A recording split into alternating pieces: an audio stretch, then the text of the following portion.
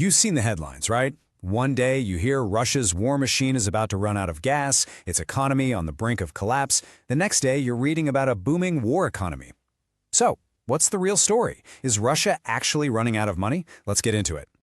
This is the kind of stuff you see everywhere. Panic in the Kremlin. The cash is going to dry up in just a few months. And, it's a really compelling idea. But is there any truth to it? To figure that out, we really need to dig a little deeper. So first things first, what does it even mean for a country to run out of money? It's not like your bank account hitting zero.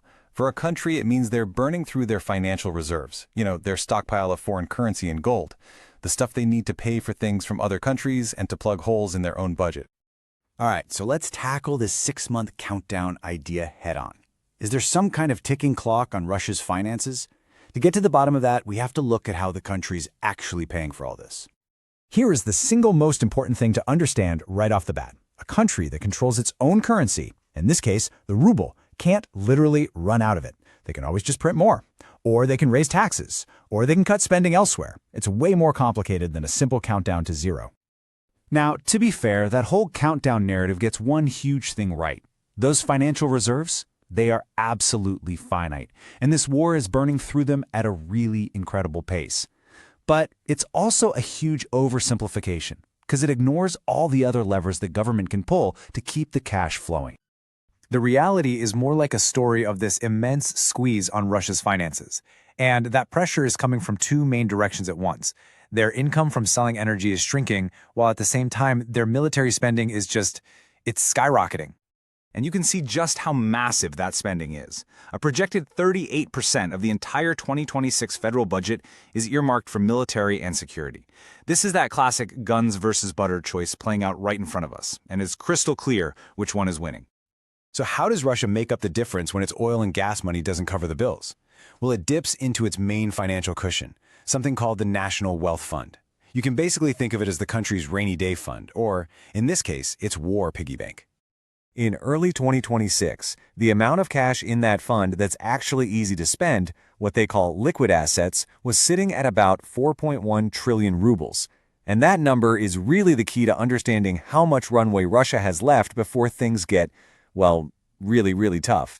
Because here's the kicker. Based on some estimates, if oil prices stay where they are, that fund could be totally empty in about a year and a half. This isn't some bottomless pit of money. It's already lost about half of its value since 2022. The clock is definitely ticking on this particular resource. So, with its main piggy bank getting smaller and sanctions blocking it from borrowing money internationally, Russia is being forced to look inward to fill that massive hole in its budget. And its options are getting more and more limited and more painful.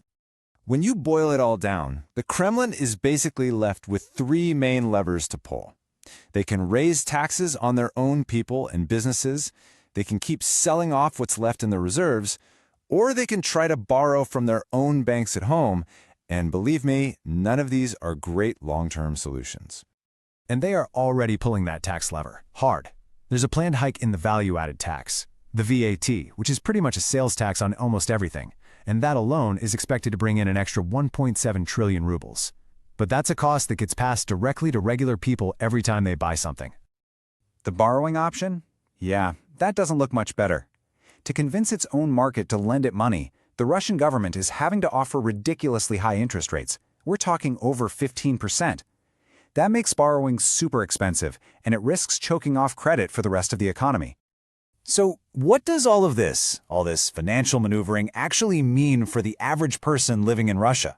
Well, when it comes right down to it, they are the ones paying the price, as the government basically shifts the entire economic burden of the war right onto their shoulders. And you can see this shift in priorities in really stark terms right here. Before the war, social spending was actually the biggest piece of the budget. By 2026, its share is on track to hit a 20-year low, while that military and security slice, it has just exploded. The impact on people has also changed over time. That initial phase in 2022 was all about sudden shock. The currency crashed, there was panic, shelves were empty. Now it's been replaced by a slow, grinding squeeze. It's just this constant reality of rising prices, higher taxes, and a steady decay of public services. And look, these aren't just abstract cuts on a spreadsheet. We're talking about real money being pulled from things that really matter. Modernizing basic healthcare is facing a 60% cut. Ambulance services, a 28% cut. Even specific programs for things like cancer and diabetes are getting slashed. So, where does all this leave Russia? Well, the strategy seems to be focused entirely on endurance, not affordability. The goal appears to be just to sustain the war effort for as long as humanly possible, even as the financial bedrock of the country starts to crack.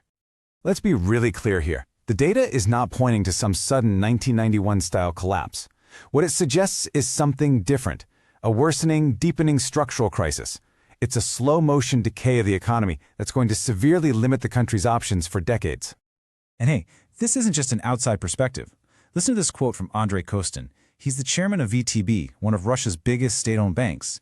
He said all this huge military spending doesn't generate products that reach the market. It's just flying off somewhere, and that it's cannibalizing the country's productive future. Pretty powerful stuff. Which really brings us to the final critical question. Russia absolutely has the means to keep funding its war today. But by prioritizing this conflict above all else, is it essentially mortgaging, or maybe even bankrupting, its own future? That's the real cost, and the bill for that hasn't even begun to be tallied.